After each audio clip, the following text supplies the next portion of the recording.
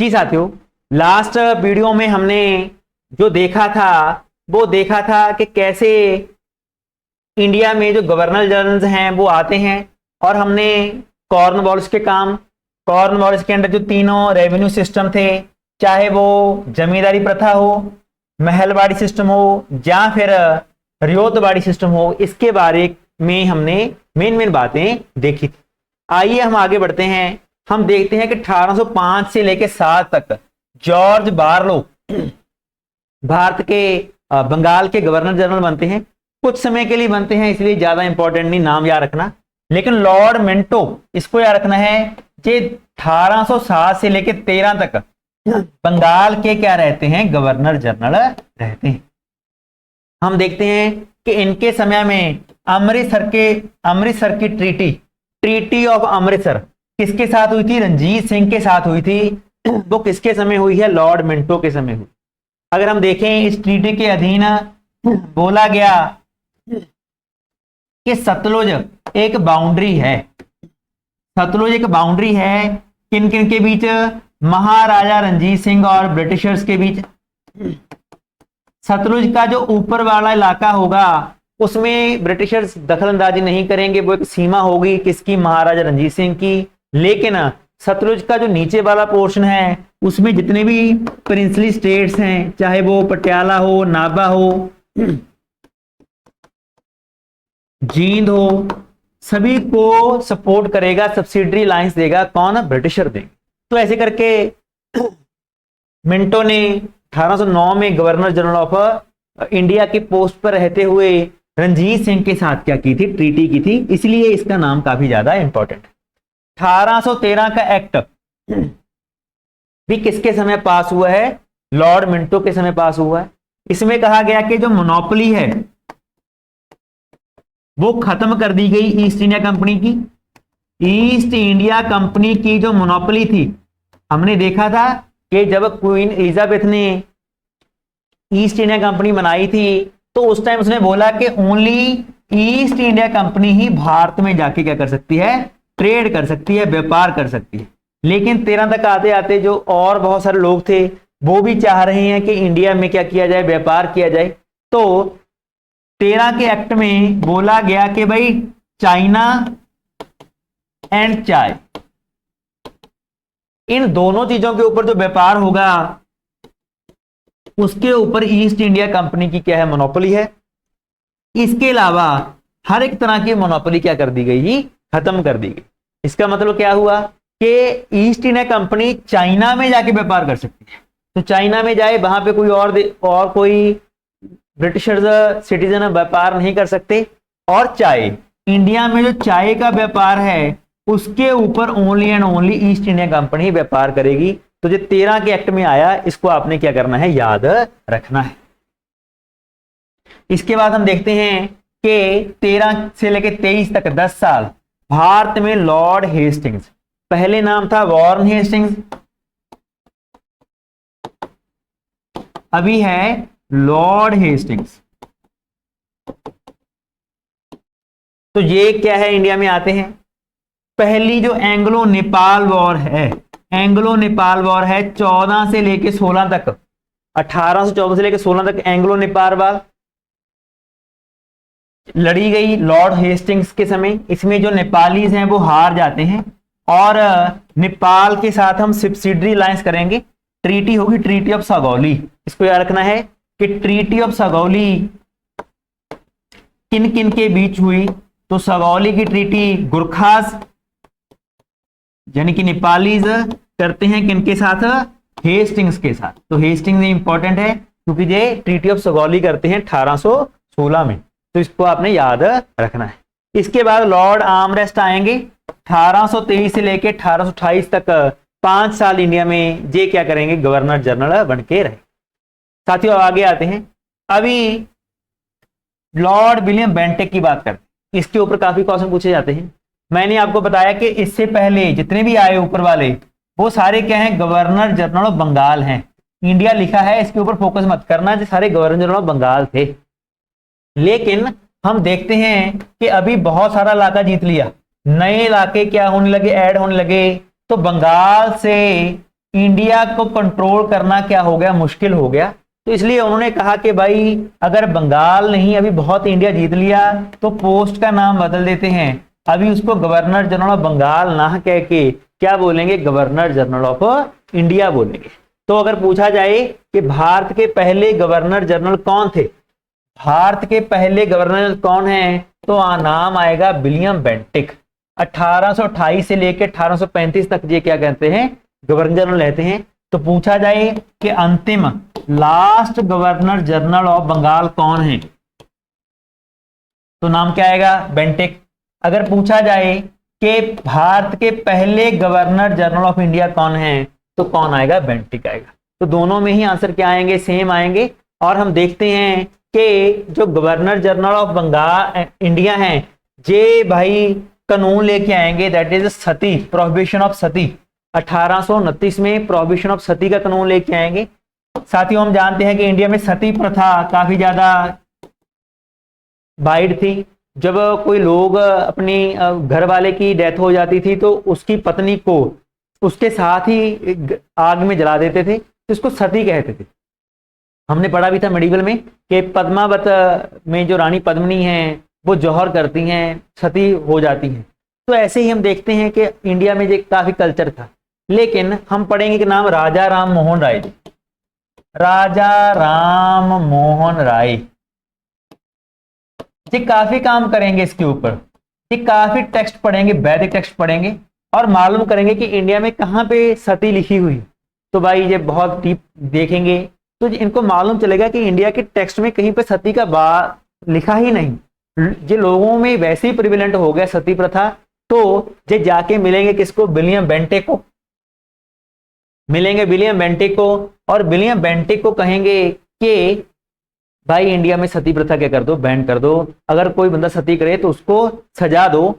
इसके बाद हम देखते हैं कि बेंटिक इंडिया में प्रोहिबिशन ऑफ सती लेके आएंगे 29 में। और अगर कोई सती करता हुआ पकड़ा जाएगा उसको 7 साल की क्या होगी, सजा होगी। इससे धीरे धीरे इंडिया में सती प्रथा क्या हुई, कम हुई। हम देखते हैं इसके समय ही इंग्लिश को मीडियम बनाया गया हायर एजुकेशन में। तो एक थे मैकॉले, तो मैकॉले चाहते थे कि जो लोग हैं वो हिंदी पढ़ें, इंग्लिश पढ़ें, इंग्लिश के तौर तरीकों को सीखें।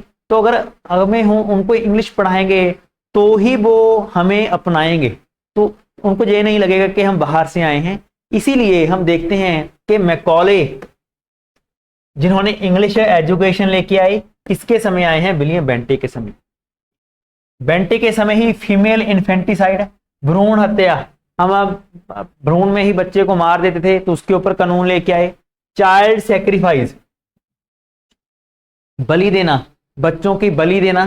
तो जो ऐसे ऐसे कानून हैं जो काफी ज्यादा सोसाइटी में प्रचलित थे, उसको खत्म करने का काम किसके ऊपर जाता है, विलियम बेंटिक के ऊपर जाता है। मैंने आपको बताया 1833 में एक्ट आया, चार्टर एक्ट ऑफ 1833, जिसमें इनको फर्स्ट गवर्नर जनरल ऑफ क्या बनाया गया, इंडिया बनाया गया। पहले जो गवर्नर जनरल ऑफ बंगाल। तो चारों पॉइंट इंपॉर्टेंट है इनके लिए। सती वाला, इंग्लिश आई इनके समय, फीमेल इन्फेंटिसाइड और चाइल्ड सेक्रीफाइस, और लास्ट में है 1833 का चार्टर एक्ट। आगे चलते हैं चार्ल्स मेटकाफ। चार्ल्स मेटकाफ 1835 से लेकर 36 तक रहे और इन्होंने वर्नाकुलर प्रेस के ऊपर काफी ज्यादा जो पहले लगी हुई थी पाबंदी कि अगर आपने हिंदी में या इंग्लिश, हिंदी में या पंजाबी में कोई अखबार निकाला तो अगर उसमें उसकी कॉपी आपको सेव करनी पड़ेगी, हर रोज सेव करके रखनी पड़ेगी। तो काफी वर्नाकुलर प्रेस के ऊपर काफी ज्यादा रिस्ट्रिक्शन थी। तो उसको ओपन करने का काम अगर पूछा जाए किसने किया है तो मेटकाफ ने किया है। इसको लिबरेटर ऑफ द प्रेस कहा जाता है। इसके बाद लॉर्ड ऑकलैंड 36 से लेके 42 तक क्या करते हैं, इंडिया में आते हैं। इनके समय हम देखते हैं कि काफी ज्यादा प्रॉब्लम्स इनको देखने मिली। कैसे, इनके समय ही फर्स्ट अफगान वार हुई। पहली अफगान वार अगर पूछा जाए तो किसके समय हुई है, लॉर्ड ऑकलैंड के समय हुई है। और इसमें ये बहुत बुरी तरह हारते हैं।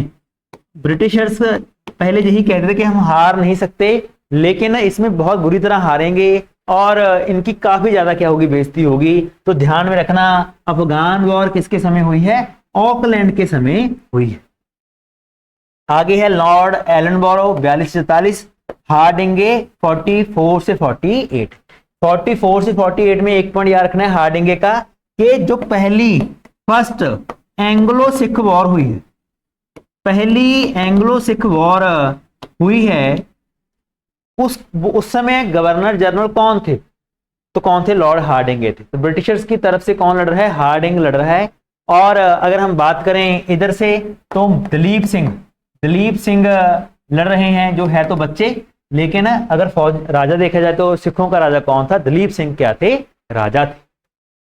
आगे चलते हैं साथियों। इसके बाद सबसे यंगेस्ट उम्र का गवर्नर जनरल बन के आता है, उसका नाम है डलहौजी। डलहौजी 48 से 56 लगभग 8 साल इंडिया में गवर्नर जनरल बन के रहा। इसका मानना ही था कि इंडिया को मैं क्या कर दूंगा, जितने भी प्रिंसली स्टेट्स हैं उसको हरा के इंडिया को मैं सारा ब्रिटेन में ले आऊंगा। तो उसने काफी कुछ किया ऐसा जिससे कि जो इंडिया है वो क्या हो जाए, जुड़ जाए, इंटीग्रेट हो जाए। तो हम देखते हैं कि पहले तो याद रखना यंगेस्ट गवर्नर जनरल हैं इंडिया के। सबसे छोटी उम्र में जो गवर्नर जनरल बन के आए थे इंडिया में, और आते ही इंडिया में रेलवे स्टार्ट करते हैं ताकि इंटीग्रेट करना इंडिया को क्या हो, इजी हो, और एक्सप्लॉइट करना भारत के जो रॉ मटेरियल हैं उनको एक्सपोर्ट करना, और वहां से जो फिनिश्ड गुड्स हैं उसको इंडिया में लेके आना इजी हो। इसके लिए उन्होंने क्या किया, रेलवे जो है वो स्टार्ट की। पहली जो रेलवे है मुंबई से कहां तक चली है? थाने तक चली है, बॉम्बे से लेके थाने तक। फिर इसके बाद वो टेलीग्राफ लाइंस के ऊपर काम करते हैं। अभी ये टेलीग्राफ लाइंस बंद हो गई, लेकिन पहले टेलीग्राफ लाइंस जो लाने वाले हैं वो डलहौजी हैं। पहली टेलीग्राफ लाइन कलकत्ता से लेके आगरा तक चली। टाइपराइटर होता था, जहां से टाइप किया वहां पे फैक्स किया, वहां पे जो मशीन है वहां से वही पेज निकल के आ जाएगा। तो हम पढ़ेंगे 1857 का जो रिवोल्ट है उसको खत्म करने में जो टेलीग्राफ सिस्टम काफी काम आया, क्योंकि हम पहली में ऐसे कर देते थे, अभी वहां पे भाई आ रहे हैं आप ध्यान रखना, तो इससे मालूम चल जाता था। हम ये इंट्रोड्यूस करते हैं doctrine of lapse. Doctrine of lapse इसमें क्या था कि अगर लगे कि जो राज है वो अच्छा नहीं चल रहा, जैसे में क्या सिस्टम था कि अगर आपके बेटा नहीं है तो जो रानी होगी, जो अगर किसी राजा के बेटा नहीं है तो वो नेक्स्ट बेटा को अडॉप्ट नहीं कर सकता, उसके राज को किसके भाग में? ब्रिटिशर्स के भाग में ही क्या कर देंगे? ऐड कर देंगे। इस तरह हम देखते हैं कि सतारा, याद रखना, सतारा पहला ऐसा स्टेट था जिसको डलहौजी ने अपने ब्रिटिश इंडिया में क्या किया? ऐड किया। सतारा के बाद जयपुर, सांबलपुर, उदयपुर, झांसी, ये इंपॉर्टेंट है भाई, झांसी को 1854 में किया, इसीलिए झांसी की रानी लड़ रही है 1857 के रिवोल्ट में। नागपुर 1854 में, तो ध्यान में रखना, सतारा, जयपुर, सांबलपुर, उदयपुर, झांसी, नागपुर, ये सारे के सारे डलहौजी ने क्या किए? जीते, इंडिया में ऐड किए अंडर डॉक्ट्राइन ऑफ लैप्स। इसके अलावा इसने कराची, बॉम्बे और कोलकाता में भी क्या बनाए? पोर्ट्स बनाए। तो इंडिया में पोर्ट्स बना रहा है ताकि सामान को और लोगों को इजीली लेके जाया जाए। तो देखो कितने काम इसने किए हैं अपने ब्रिटिश सिस्टम को बढ़िया बनाने के लिए। तो कराची, बॉम्बे और कोलकाता में क्या बनाएगा? ये पोर्ट डेवलप करेगा।